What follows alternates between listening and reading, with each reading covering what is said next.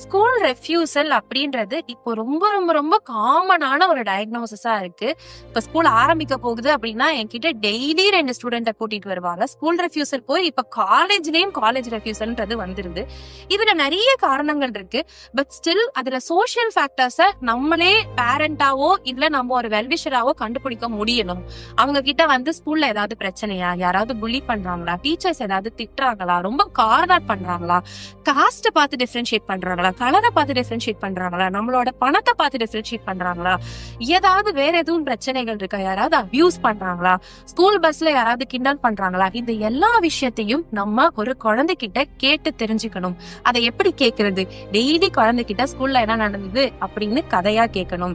அப்படி கேள்வியா கேட்டா பிடிக்கலையா, இன்னைக்கு ஸ்கூல்ல நடந்த 2 விஷயத்த சொல்லு பாப்போம் அப்படின்னு ஒரு விளையாட்டுத்தனமாவது கேட்கணும். இது பேரண்டிங்ல ரொம்ப ரொம்ப முக்கியமான விஷயம். ஸ்கூல் ரெஃப்யூசல் பிஹேவியர்ல இதெல்லாம் டிஃபரன்ஷியேட்